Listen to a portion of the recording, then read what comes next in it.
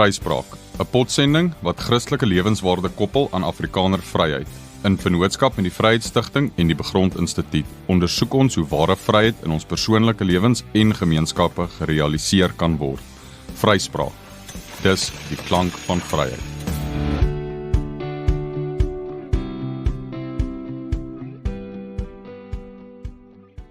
Goeiedag en welkom by nog 'n episode van Vryspraak.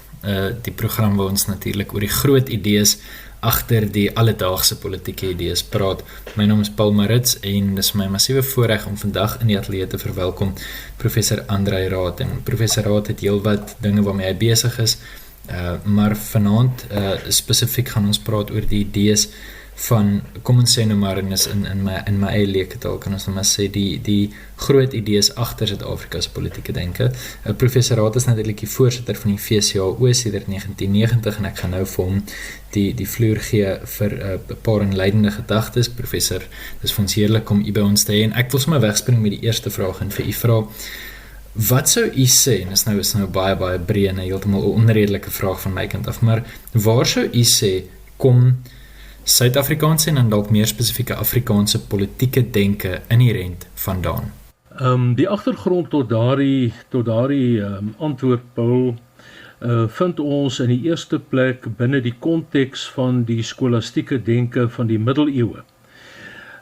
Want die reformatoriese inslag van die Afrikanerse denke in besonder, wat in belangrike opsigte en in meer as een opsig moet ek byvoeg, bepaalde erfgoed ook van die Nederlandse reformatoriese denke was, die is een belangrike been daarvan. Maar dan vind ons van tyd tot tyd wendinge, benewens die middeleeuse, kom ek sê, skolastieke denke, wat as agtergrond of dekor gedien het vir die reformatoriese standpunt oor die politiek, oor die staat en oor die staatkunde, vind ons ook wendinge wat op kernmomente in ons landse geskiedenis 'n belangrike rol gespeel het. Die Britse besetting van die Kaap, die het 'n belangrike wending ook in die ideologiese politieke benadering tot die reg, tot die politieke orde en so meer gebring. En dit het effek gehad onder andere op die kerklike denke. Dit het 'n effek gehad ook op sosio-maatskaplike omstandighede in die Kaap. Kan ek net hier sydelings verwys na die Groot Trek as een van die uitlopers van verset daarteen. So dit is 'n komplekse scenario, maar kom ons begin by die aanvang. En daarmee bedoel ek die stagnering van die westerse politieke denke in bepaalde Thomistiese Griekse politieke standpunte.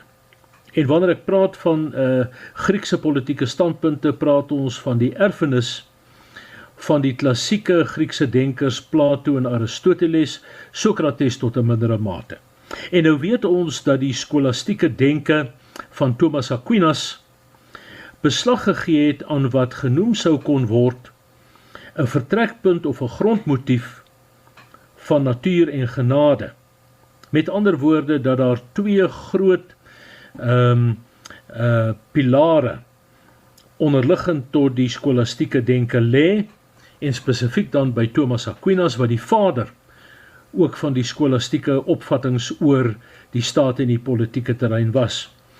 En Thomas glo dat die twee wêrelde van die skrifopenbaring en die Griekse standpunte oor die politiek by name Aristoteles by mekaar gebring kan word. Met ander woorde, dat die Griekse denke oor vorm en materie, met ander woorde, dat die materiële substrate van die werklikheid die vertrekpunt bied vir die politieke denke, maar dat die doel waarvoor die staat daar is, uiteindelik beslag gee aan dit wat genoem kan word 'n bepaalde synsbeskouing, naamlik dit wat is. En kom ek verduidelik dit met enkele pennestrepe. Die Griekse denke wentel rondom die standpunt dat die individuele die platform is van waar jy die algemene of die universele kan benader. En dit word genoem die Griekse standpunt oor heliomorfisme. Met ander woorde, die individu is 'n klein faset, 'n klein molekule of atoom waaruit 'n groter stelsel opgebou kan word. Nou onmiddellik beteken dit dan, Paul, dat die universele oorwoeker die individuele. En dit gebeur ook binne die Griekse konteks van hulle stadstaat konkretiserings van hulle politieke standpunte. Die polis of die stadstaat word dan die universele vergestalting van die individue waaruit daardie politieke eenheid van die polis opgebou word.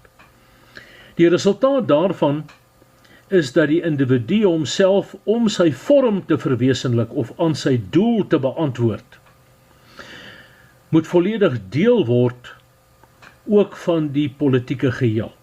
Met ander woorde, die individu kan homself nie distansieer van die funksionering van die gang van die politieke dinamiek in die stadstaat nie, die mate waartoe die individu homself, kom ons sê maar, deel maak van die universele, bepaal dan ook die mate waartoe die individu op politieke terrein sy en haar doel verwesenlik. Nou, Thomas Aquinas neem hierdie uitgangspunt en hy probeer dit versoen met die Bybelse openbaringsidee en hy gaan noem dit genade. So met ander woorde, die natuur, of kom ek sê dan die Griekse beskouing van die werklikheid, by name dan die kosmos, die skepping, die vorm die voortrap van dit wat genoem word die terrein van die genade wat op die terrein van die kerk dan onder die leiding staan van die gedagte dat die groot geheel van die kerk ekklesiosentristies afwaarts manifesteer in forme van delegasie van gesag en bevoegdhede. So met ander woorde, van bo aan die bopunt is nie meer die Griekse polis of stadstaat nie. Aan die bopunt van hierdie hiërargie of hiërargiese werklikheid staan die kerk en die kerk delegeer dan aan die staat en op die terrein van die natuur is die staat die hoogste samelewingsentiteit wat dit weer verder delegeer aan al die laer sosiale instellings soos universiteite, skole, verenigings en so meer en so meer. En hierdie beginsel word genoem subsidiariteit.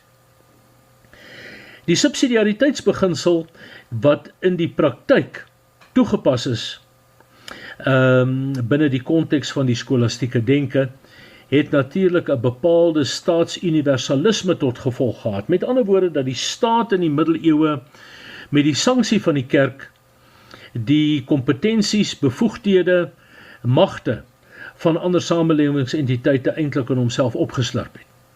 Die uiteinde daarvan was dat die individu weinig seggenskap ook in terme van die individuele standpunt en burgervryheid van elke individu gehad het. So dit beteken dat die staat 'n universele inkapseling van die ander entiteite bewerkstellig het en dat dit wat die staat met die sanksie van die kerk gesê en gedoen het, dit was die standaard of die norm van die tyd. Hierteen kom daar met die reformatie 'n sterk verset. Omdat die afsluiting van die Christelike lewens- en wêreldbeskouing nie tot die terrein van die kerk beperk kan word nie.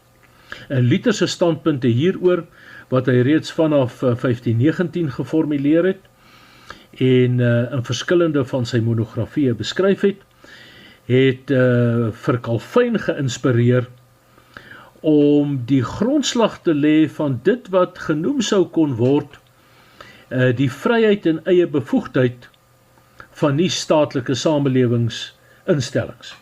Met ander woorde, dat elke samelewingsinstelling oor 'n eie roeping en 'n eie funksie en 'n eie taak en 'n eie kompetensie beskik, wat nie gedelegeer word deur die staat of deur die kerk nie. Met ander woorde, dat daarmee die tradisioneel Aristoteliese subsidiariteitsbeginsel verwerp word, en dit mond later van tyd uit in Kuyper se bekende formulering van die beginsel van soewereiniteit in eie kring. Nou hierdie deurbraak het tot ongekende beskawingsontwikkeling op talle vlakke gelei. So byvoorbeeld het die natuurwetenskappe gebloei en ontwikkel, waar die eie verantwoordelikstelling van individue, nie staatlike samelewingskringe, en daarmee saam hulle eie potensiaal om hulle eie funksie en roeping voor die aangesig van God uit te lewe, sonder dat dit deur die kerk en deur die staat gefilter word, die het ongekende opbloei in handel, nywerheid, wetenskap en so meer tot gevolg, en ook in die politieke lewe. Want nou vir die eerste keer, en dit vind ons veral in die werke van Luther, vanaf 1521 tot 1529, daar word die persoonlike verantwoordelikstelling ook van individue voor die aangesig van God, in hulle verhouding met die regeergesag van die tyd, mooi en duidelik uitgespel. Nou Luther maak nog van 'n twee terreine leer gebruik. Uit die aard van die saak het hy nie onmiddellik ook vanweë verskillende faktore soos werkladings en so meer dit genoegsaam kon uitwerk, wat dit behels dat vryheid en eie bevoegdheid ook aan gesinne toekom en aan huwelike en soos ek gesê het, skole en universiteite en allerhande ander nie-staatlike samelewingsverbande nie. Maar minstens het Luther hierdie punt beklemtoon, dat daar terreine is waarop die staat nie sy magsfunksies kan manifesteer deur die interne lewe van huwelike, van gesinne, van skole en so meer te reguleer met 'n eysterhand nie. Nou Calvin het in sy institusie van 1539 en toe die finale weergawe 1559 hierdie geweldige greep gemaak, veral en dan in boek 4, daarvan hoofstuk 20 af, dat kerk en staat en ander nie-staatlike samelewingsentiteite, dat hulle eie standige bestaan het, dat elkeen 'n roeping en 'n taak en 'n eie funksie het. Nou dit, Paul, was ook mede die resultaat van 'n bepaalde insig in die aard van die werklikheid. En dit bring my by die tweede punt van die skolastiek. Afgesien van die beginsel van subsidiariteit wat nog die ou vasgehou het aan die ou Griekse vorm materieleer, het die middeleeuse skolastiek met 'n valse analogie gewerk. Naamlik dat uitgegaan is van die ooreenkomste tussen God en die mens. En nou weet ons dat veral Luther en toe ook later Calvin baie sterk klem gelê het op die feit dat kosmies gesproke en kosmologies beskou die struktuur van die mens se siening oor die werklikheid nie van die ooreenkomste tussen God en mens kan uitgaan nie, maar op die verskille tussen God en mens moet wys. En daarom is die klem verplaas na God se wetsorde en die kosmos, of die skepping. En dat die skepping nooit deel van God kan word, of soos God kan word, en aan die ander kant dat God nie ingetrek kan word onder sy wetsorde, en so deel van die kosmiese skepping kan word nie. Met ander woorde, die ou animistiese sienings en so meer, is nou hier relevant, dat daar's 'n godheid in elke klip, jy weet, veral in die laer beskawings van die ooste en ook die Midde-Ooste en Afrika, het juis hierdie beginsel het juis daar agterweë gebly, naamlik dat God in sy grootheid en almag en soewereiniteit nooit deel van die kosmos kan word en aan wetenskaplik onderwerp kan word soos aan die analitiese en wetenskaplike ondersoekfunksies van die mens, soos byvoorbeeld stofplant, dier en mens nie. So die tweede belangrike breuk met die middeleeue was dan die breuk met die valse analogie. Ons praat van die beginsel van analogia entis en partisipasie. Want in die Romeinse denke, en dit bring ons dan nou by die derde punt, het die klem geval op die vermoë van die mens om met sy rede toegang tot God se idees te kry. Ons vind dit sterk by Thomas Aquinas, ook kan ek sê die amptelike bron van die Rooms-Katholieke denke van die latere middeleeue, val die klem dan op die feit dat die mens se denkfunksie nie in sonde geval het nie. En daarmee het die reformatie totaal gebreek, met ander woorde dat die hele skepping in sonde geval het, dat God aanvanklik daardie skepping goed geskape het, en dat die in sonde gevalle skepping in beginsel in Christus weer herskep kan word. So die grondmotief of grondpilare van skepping, sondeval en verlossing is gestel in die plek van die skolastieke standpunt van natuur en genade. En daardie insig van skepping, sondeval en verlossing het natuurlik die impetus gebied vir reformatoriese denkers om op alle fasette van die mense bestaan, antropologies, die kosmos, kosmologies, ook wat kennis betref, die epistemologie, grondslaagwerk te doen, wat ook vir die politieke denke deurslaggewend was. Met ander woorde, dat die kerk en staat en huwelik en gesin alles in sonde geval het en slegs deur die soendood van Jesus Christus in beginsel herskep kan word. Denke veral van Calvin het dit baie mooi gestalte aangeneem.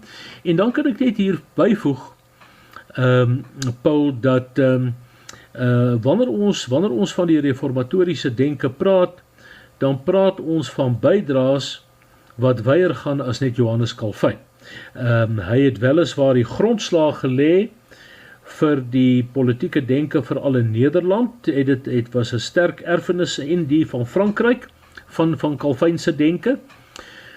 Maar daar was ook ander teologiese beklemtoninge in die tyd van die eerste en selfs die tweede reformatie. In Zurich byvoorbeeld Switserland, skrywers en denkers soos Bullinger en Zwingli het 'n baie meer spontane en 'n persoonlike kant aan die mense verhouding met God gegee. Met ander woorde, minder abstrakt, meer konkreet. En so vind ons die idee van die verbond veral dan by Bullinger en by Zwingli. En daardie verbondsdenke het 'n baie belangrike rol gespeel in die ontplooiing van die denker met betrekking tot die taak van die staat, en dan veral die verhouding tussen owerheid en onderdaan, en die verhouding van owerheid en onderdaan tot God. En dit het afgesien van die politiek ook uitgekring op ander terreine wat uiteindelik ook teologies belangrike aanvoorwerk gedoen het vir die siening dat die mens direk voor God verantwoordelik staan vir haar of sy optrede elke dag, maar ook 'n bepaalde spontaniteit meegebring. En ons sal nou later daaroor in meer besonderhede gesels, maar die hele idee van 'n gelofte, soos wat ons gehad het op 16 Desember by Bloedrivier, die afloop daarvan, nadat dit op 9 Desember 1838 vir die eerste keer afgelees, maar ook die aflê van die Paardekraal gelofte op 16 Desember 1880. Gee net vir ons 'n blyk van die sterk klem en voortgang op die hele idee van die verbond en op grond waarvan die mens ook 'n gelofte teenoor God kan maak. So, dit het op verskillende punte 'n belangrike rol gespeel en dit staan teenoor, en ek wil dit net kortliks noem, ons kan net nou verder daaroor gesels, die Bataafse denke wat van 1806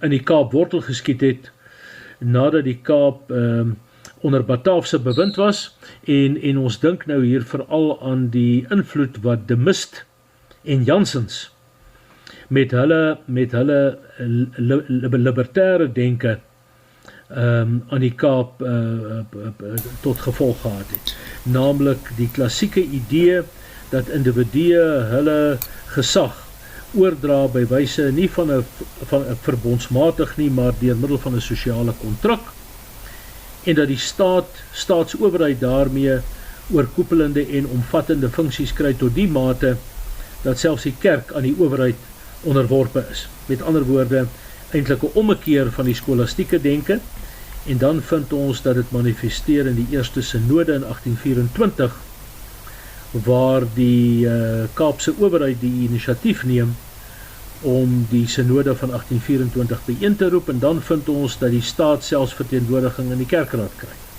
Met ander woorde, ons kry 'n vorm van staatsabsolutisme teenoor die middeleeuse ekklesiosentrisme. Dit is min of meer die hooflyne van die agtergrond, waarteen ons die denke aan die Kaap vanaf 1652 moet beoordeel.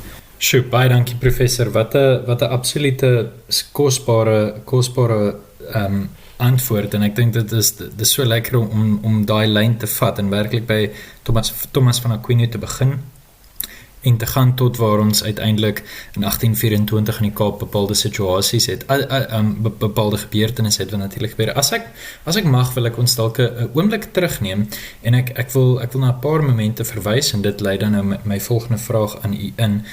Ek het al heelwat kere daaroor self gedink en effens hier en daar iets oor gesê, maar die gedagte vir my self lê natuurlik baie sterk daarin dat ek dink die Here het ons volk beskerm van heelwat van die, kom ons sê, uitlopers van die Franse revolusie, maar ook dit wat dit vooraf gegaan het.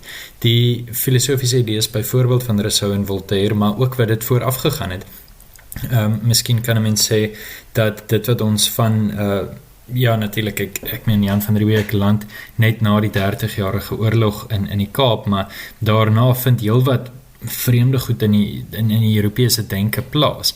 En in 'n sekere sin, ten minste so dink ek, en miskien kan u my korrigeer, is ons van sekere van daardie dinge gespaar, ten minste tot op die punt waar die Bataafse invloed dit op ons dalk probeer afdwing, as dit 'n regverdige beskouing is. Maar voordat ons daarby kom, wil ek dalk vinnig 'n vraag vra oor iets wat u dalk aan kan raak. Ons het al in vorige episodes effens geraak aan daai era, kom ons sê, tussen Calvin en Van Riebeeck. So met ander woorde, as ons kyk na iemand soos Althusius, maar natuurlik het Bullinger al reeds genoem. Kan u vir ons iets daaroor sê? En die rede hoekom ek die vraag vra is, ek dink, dit is tog belangrik vir ons om te weet, en ek praat van ons, bedoel ek maar net mense wat 'n algemene belangstelling het in die idees van regeerkunde, met watter idees Van Riebeeck aan die kus gekom het in 1652. En natuurlik dink ek daai idees was wesentlik beïnvloed deur iemand soos Althusius, en dat die idees wat vir die eerste 150 jaar in Suid-Afrika gekweek is, wil ek amper sê dit ons vandag Suid-Afrika noem. Natuurlik, dit is natuurlik op sigself 'n opmerking wat 'n paar ure verduideliking nodig het. Maar kan jy ons dalk deur die momente vat van Calvin tot by Van Riebeeck, en dan dink ek, is dit miskien ook 'n goeie idee dat ons dan verder praat oor die uitkring van hierdie idees aan die Kaap, kom ons sê van die 1650s af tot en met 1838, en ek dink van daar af kan ons baie prakties praat oor dit natuurlik binnekort weer gebeur, die gelofte waarna hy reeds verwys het.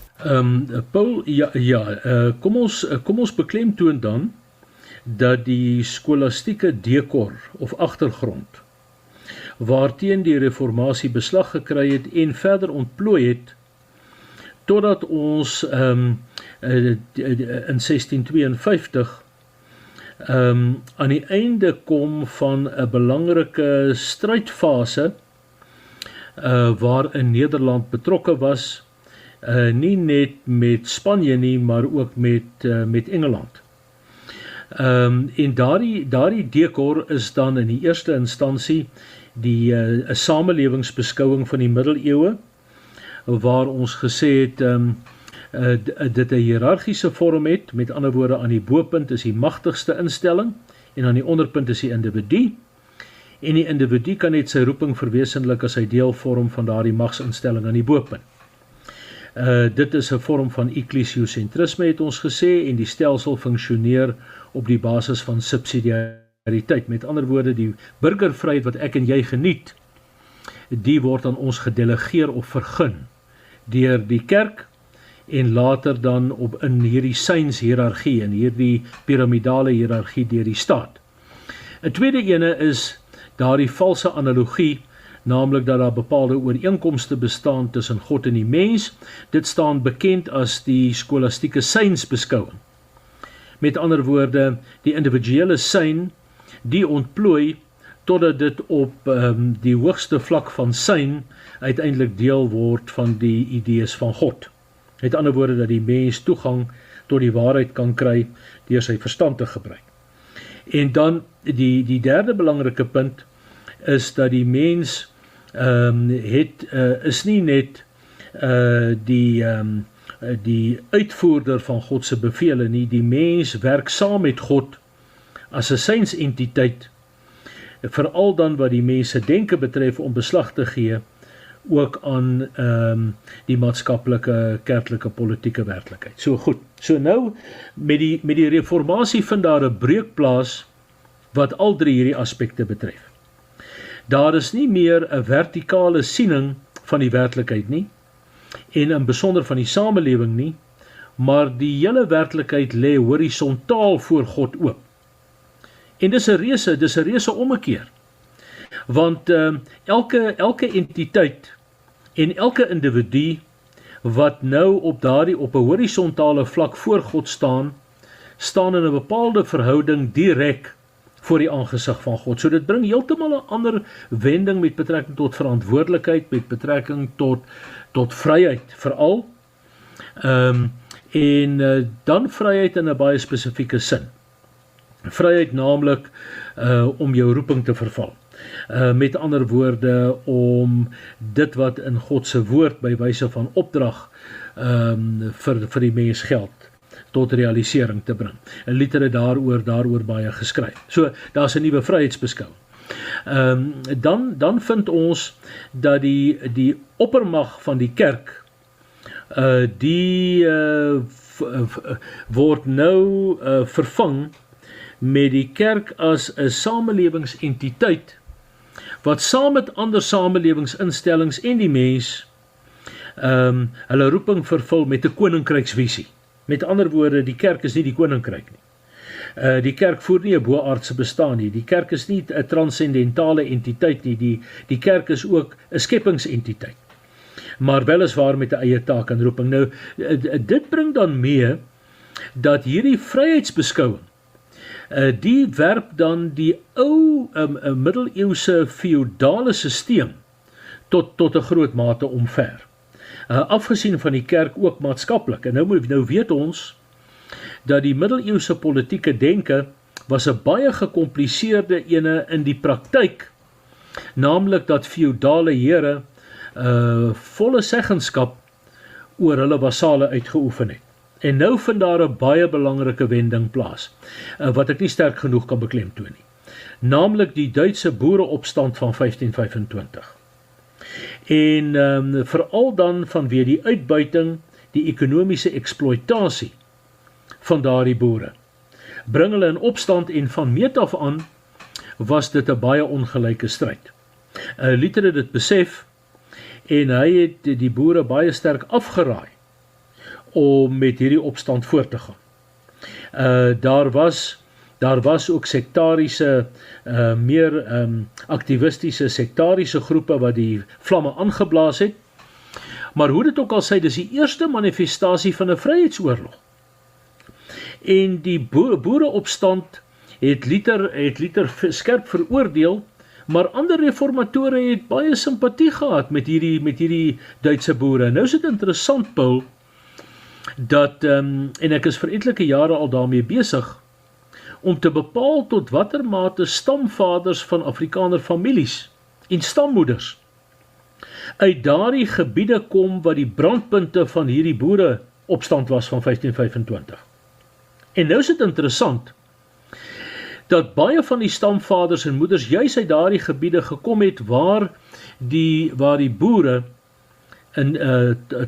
aktief tot verzet oorgegaan het. En nou moet ek onmiddellik byvoeg dat Kolenbrander het indertyd duidelik aangetoon dat die ou idee dat net 'n fraksie van die stamvaders en moeders uit Duitsland gekom het, dat dit 'n mite is, omdat die grense so verskuif het.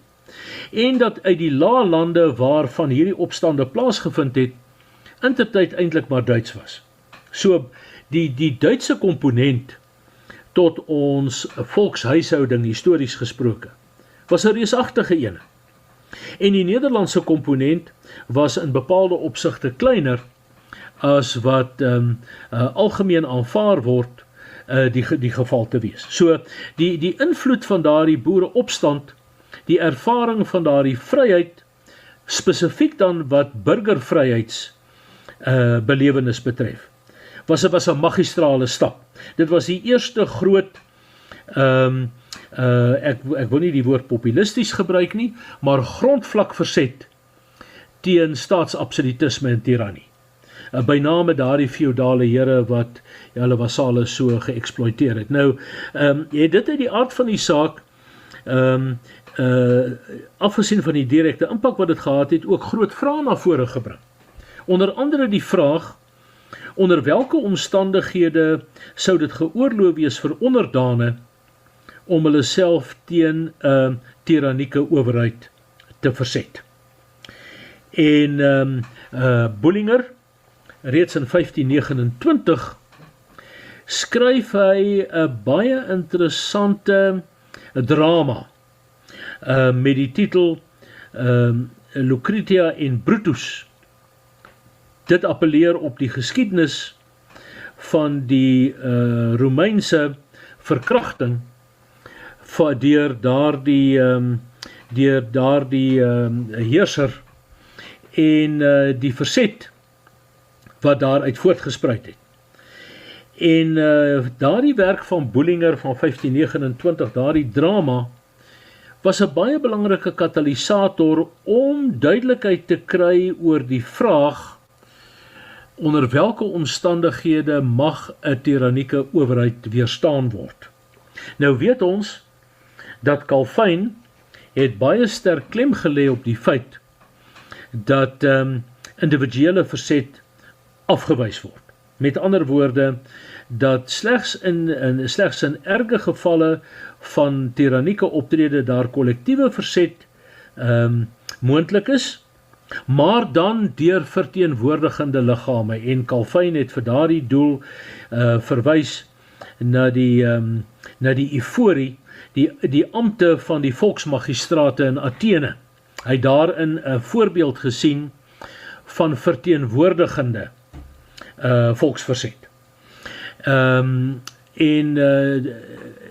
Intussentyd het Luther se standpunt ook baie sterk trekke van pacifisme vertoon. Maar na die bloedige vervolging van die boere met daardie opstand in 1525 en daarna, en dan veral die wyse waarop die keisers hulle mag misbruik het, vind ons die volgende wending in 1550 met die sogenaamde Magdeburg konfessie. Dit is 'n belydenis. Wat daar gebeur het is die volgende.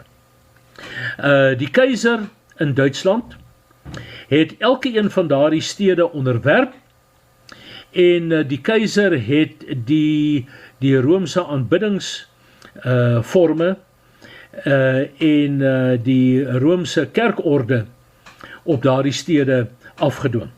Maar by Magdeburg was daar 'n klompie protestantse teoloë wat hulle self hierteen verset het, Hulle standpunt was dat die keiser sy bevoegdhede oorskry, dat dit nie die taak van die keiser is om godsdiens met die swaardmag te bevorder nie, en daarby by name dan die invoering van Romeinse aanbiddingswyses in die kerk, en hulle het die deure gesluit teen die keiser.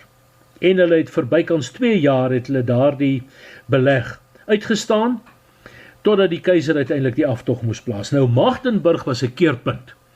Daarna vind ons in Nederland erge vervolgings, en ons vind 'n ontwikkeling van die tradisionele, kom ek sê maar, Calvinistiese volksverset benadering, gekoppel met die van Magdeburg, en dan op 'n baie spesifieke verbondsmatige grondslag ontplooi dit, sodat die Nederlanders 'n baie duideliker prentjie van forme van verset het, in gevalle waar daar geen ander uitweg is nie. En dat dit nie net passiewe verset is, en deur middel van volksverteenwoordigers nie, maar waar individue se lewe bedreig word, dat daardie individue of groepe hulle self mag verweer. So met ander woorde, daar kom dan die verset deur middel van afweer standpunt by. In die tussentyd was daar ook die vervolging van die Hugenote in Frankryk. En daar vind ons 'n konsolidasie van hierdie standpunte by 'n hele paar skrywers. Die teks wat eintlik in 'n sekere sin die samevoeging van hierdie reformatoriese denke was die Vindicia contra Tyrannos, geskryf deur ene Junius Brutus, of dan terwyl Herbert Langwy. Nou, die Vindicia contra Tyrannos was 'n teks wat die gruwels wat plaasgevind het in Frankryk, by name dan die Sint Bartholomeus nagmoorde en die implikasies daarvan, en die beginsels waarop individue en groepe hulle self teen politieke owerhede mag verweer en selfs verset. Baie mooi saamgevat. Nou moet ek onmiddellik sê dat die Sint Bartholomeus nagmoorde van 1572 was die katalysator van uitgebreide reformatoriese denke oor vryheid en verset.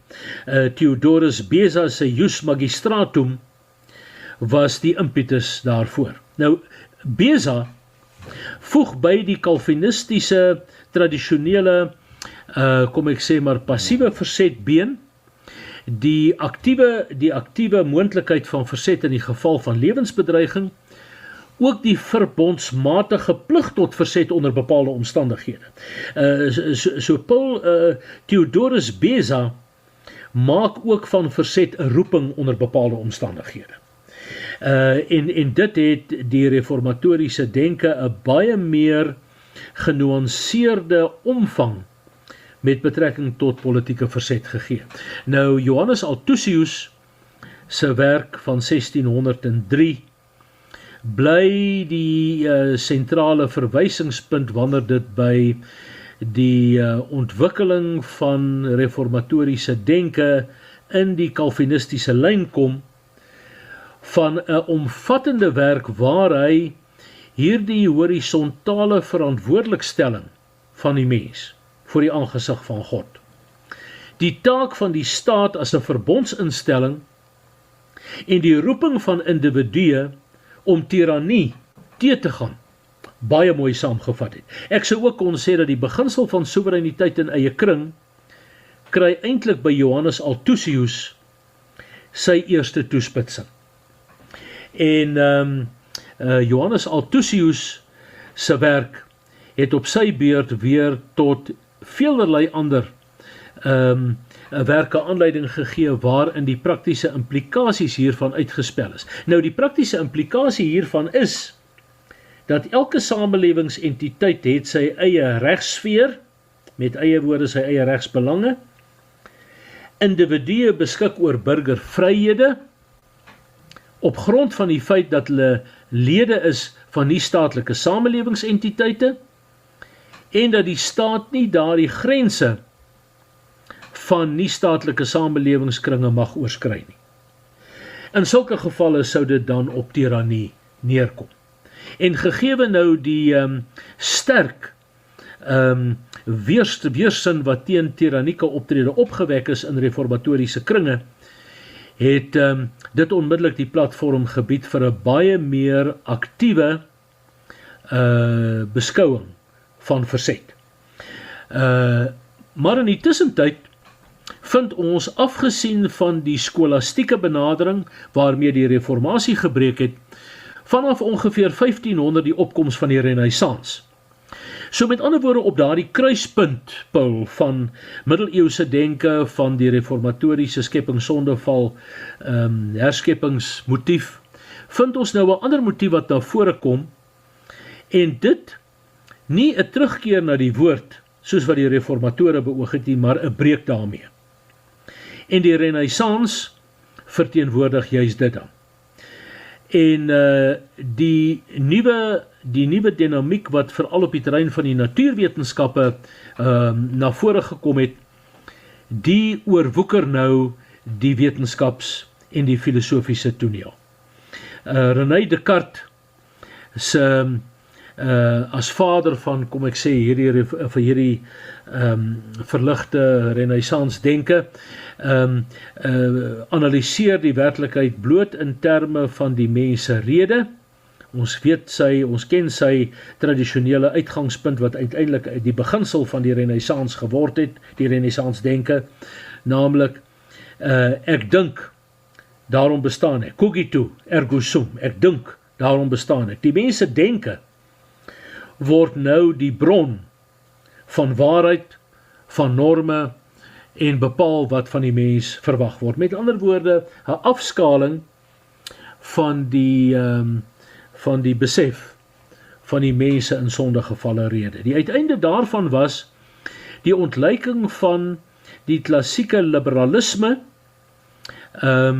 soos dit tot vergestalting gekom het in die Britse denke by John Locke, in die Franse milieu by Jean-Jacques Rousseau, en dan die hele idee dat elke individu autonoom funksioneer, dat die autonome vryheid van individue nie aangetast mag word nie, behalwe as die individu sy vryheid aan die staat sedeer.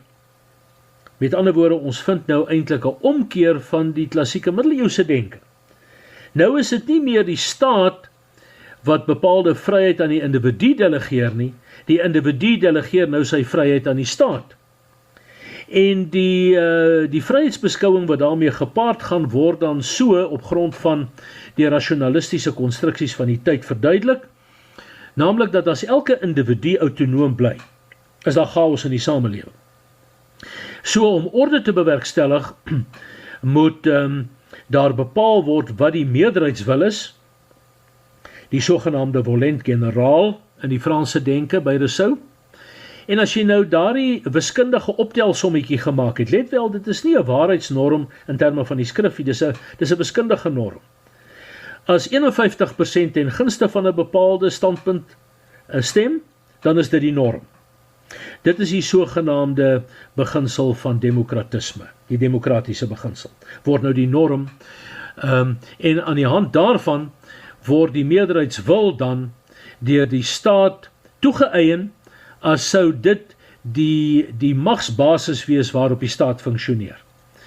En dit beteken dan dat die ander 49% wat nie saamstem nie, hulle eenvoudig moet ingooi of neerwerp voor die besluite van die 51%. Jean-Jacques Rousseau gaan so ver dat hy sê dat die minderheid kan gedwing word om vry te wees. Nou oor die marxistiese implikasies hiervan en die manifestasies daarvan, veral dan binne die latere materialistiese denke van die kommunisme en so meer, kan ek ook maar sê tot terug by die ANC, vind ons hierdie selfde idees, dat die minderheid is eintlik van geen belang nie, die meerderheid, dit is die norm. Maak nie saak wat die meerderheid besluit. En nou vind ons hierdie botsende lewensbeskouings. Ons kan dus sê dat ontstaan in die tydperk vanaf 1500 tot 1652 by 'n kruispunt van 'n stryd om politieke ordes, ideematig beskou. Daar is nog die reste van die middeleeuse denke, wat probeer om die ou Aristoteliese hiërargiese denke te implementeer. Daar is nou die reformatoriese denkers, wat oor 'n wye front hieroor geskryf het, en 'n baie sterk skriftuurlike benadering tot die politiek op die grondmotief van skepping, sondeval en verlossing. En dan vind ons die humanistiese denke van natuur en vryheid. So 1652 staan eintlik in die brandpunt van hierdie beskouings. So toe Jan van Riebeeck aan die Kaap geland het in 1652. En van Riebeeck die Nederlandse reformatoriese denke na die Kaap gebring het, was dit 'n stap in terme waarvan die reformatoriese grondslag vir die eerste keer buite Nederland wortel geskiet het. En kan ek maar net sê, spoedig sou ook ander lewensbeskouings na vore kom as gevolg van die invloed van die Franse Revolusie. Ons vind byvoorbeeld die patriotte vanaf ongeveer 1790, wat weer in die lig van die VOC se onderdrukkende ekonomiese beleide en later ook die Bataafse standpunte appeleer op veral die Franse denke, en ek wil so ver gaan om te sê die erfenis van Jean-Jacques Rousseau. Nou vind jy daardie vryheid, gelykheid en broederskapsidees wat na die Kaap oorwaai, en kan ek maar sê, daarvan het hulle ook laat bedien toe hulle uiteindelik vir W.A. van der Stel in die pad gesteek het. So daar was nie 'n eenduidige neerslag van die reformatoriese denke wat continu gevolg is. Daar was ook invloede van ander lewens- en wêreldbeskoulike tendense, soos byvoorbeeld die vryheidsdenke van die Franse. So die profiel van die Kaapse denke is 'n gekompliseerde een. Ek wil net nog een aspek byvoeg, en dit is nou die onderwerp vir 'n groot en 'n lang gesprek eenhand, naamlik die sogenaamde nadere reformatie. Nou weet ons dat die reformatoriese denke in Nederland versand het, tot die mate dat met die ondergang ook van die VOC in 1795, die invloed ook van die Franse Revolusie, die nadere reformatie literatuur wat eintlik 'n terugkeer na 'n ernstige en 'n diepsinnige aanbidding van God en 'n dien van God opgeëis het, baie sterk aan die Kaap neerslag gevind het. Gewoonlik word na hierdie denklyn as die pietisme verwys. Nou daarmee het ek 'n probleem, want nie al hierdie standpunte sou as pietisties gebrandmerk kon word nie. Maar kan ek wel sê dat een denker staan hier bo die ander uit, naamlik Wilhelmus A. Brakel se werke by name die redelike godsdiens. Nou Wilhelmus A. Brakel doen dan twee dinge. Hy neem die tradisionele, kom ek sê maar reformatoriese denke van Calvin, en hy bring 'n meer innige, gloedvolle, persoonlike toewydingsdimensie aan sy teologie. En daardie handboek van hom, wat eintlik maar 'n reformatoriese dogmatiek is, naamlik redelike godsdiens, die het die norm geword waar volgens die reformatoriese benaderings aan die Kaap tot 'n groot mate ontplooi het.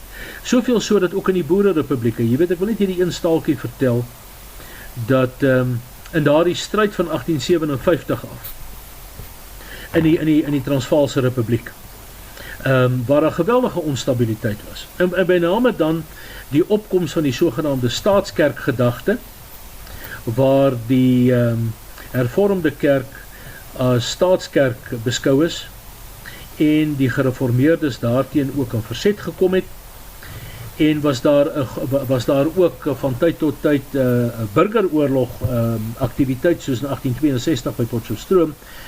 Maar nou lees ons in die notiele boek van so 'n vergadering waar daar 'n stryd was tussen die algemene kerkvergadering van die hervormde kerk en die Transvaalse Volksraad, en waar nie tot 'n vergelyk kon kom oor wat is die verhouding tussen kerk en staat nie. En dan skryf Landros Lombard in die notiele boek, want hy was die voorsitter van die vergadering, en toe tree die heer Paul Kruger die vergadering binne, en hy haal sy A-brakel tevoorskyn, en hy lees uit A-brakel wat die verhouding tussen kerk en staat behoort te wees, en daarmee is daardie dispuut toe opgelos. En die belangrike beklemtoning wat Paul Kruger toe uit A-brakel gehaal het by daardie geleentheid, was dat die taak van die staat en die politieke owerheid eindig circa sacra aan die buitekant van die kerk. Die politieke owerhede is nie veronderstel om in die interne sake van die kerk in te meng. Uit die aard van die saak het die Bataviërs anders daaroor gedink, en vind ons byvoorbeeld die kerkorde van 1824 van die Kaapse Kerk, waar daar selfs 'n politieke kommissarisse voorsiening gemaak is, want daardie Bataafse denke was weer die resultaat en die neerslag van die revolusionêre demokratiese denke van John Locke en Jean-Jacques Rousseau. Nou sjoe, professor, dit is 'n absolute mondvol, en ek is so dankbaar dat ons die eerste van heelwat gesprekke gehad het vanaand. Ek wil hierdie eerste van baie episodes, en ek dink ons los dit nou eintlik op 'n mooi plek. Ons het nou regtig die fondament gebou tot by 1652, en ons het al reeds heelwat vooruitskouings gegee, wat agter heelwat van die, kom ons sê, boere ideologiese stromings was. En ek sien baie daarna uit om hierdie lyn deur te trek tot 2024 of dan nou 2025 by 'n volgende geleentheid. Ek wil die episode wel afsluit met 'n vraag wat ek gewoonlik die episodes mee afsluit, en dis die volgende. Ek wil by u weet, kom ons sê u sit rustig op die strand of u sit rustig in die bosveld waar u ook al vakansie hou, en hier kom 'n persoon na u toe en sê, professor, ek het 'n bepaalde periode van tyd oor om nog my oë te gebruik, of wat ek kan leef of kan lees, of hoe jy dan nou ook al die staaltjie vir jouself regverdig, maar die persoon sê hy of sy gaan slegs 3 boeke kan lees oor die politieke denke. Wat is hierdie 3 boeke wat u aan daardie persoon voorskryf, en as u dalk so vinnig ietsie oor elkeen van daai boeke kan sê, dan sluit ons hierdie episode vanaand so af. Ja, kom ons benader dit eintlik in die vorm van 'n kegel. Nou nie in die vorm van subsidiariteit soos die Roomses dit bedoel het en gedoen het nie, maar kom ons sê in die vorm van 'n kegel. Kom ons kyk na die begronding. Ek sou dink dat die Calvinistische denke soos gemanifesteer in die Calvynse institusie, en daarmee saam dan sy Samuel kommentaar. Ek dink dit is 'n baie waardevolle vertrekpunt. Dan sou ek dink dat Johannes Althusius is 'n moed. Althusius moet gelees word om die reformatoriese denke te verstaan, en die mate waartoe die burgervryheidsbeskouing van Althusius in verskillende ander denksisteme vrugte gedra het. In Duitsland, jy weet, hy was van Herborn, maar in Duitsland het hy groot effek gehad, Nederland, Frankryk, selfs in Engeland. Die hele idee van soewereiniteit in eie kring kan in belangrike opsigte na Johannes Althusius teruggevoer word. En dan sou ek sê, wat die verzetdenke betref, moet 'n mens die Vindicia contra Tyrannos lees. Uit die aard van die saak spreek Johannes Althusius die kwessie van verzet aan, maar sy werk gaan veel wyer as net dit. Met betrekking tot die manifestasie van totalitarisme, onderdrukking van burgervryhede, en daarmee ook die relevantie vir ons eie tyd, kan ek die Vindicia contra Tyrannos nie genoeg beklemtoon nie. Dit bly van daardie juwele wat vir 'n mens onmiddellik ook die skriftuurlike basis bied van waar ons selfs ook die ingewikkelde konfigurasie van politieke problematiek in ons eie tyd kan beskou en dit ook kan ontrafel, maar bovenal dan ook daarop beginsel antwoorde kan vind. Ons sê baie dankie vanaand vir en aan professor Raad wat by ons aangesluit het. Wat 'n wonderlike gesprek en soos vroeër genoem die eerste van vele. Hierdie was Vryspraak en ons hoop dat jy dit saam met ons geniet het as luisteraar. Tot volgende keer, dan gesels ons verder. Totsiens.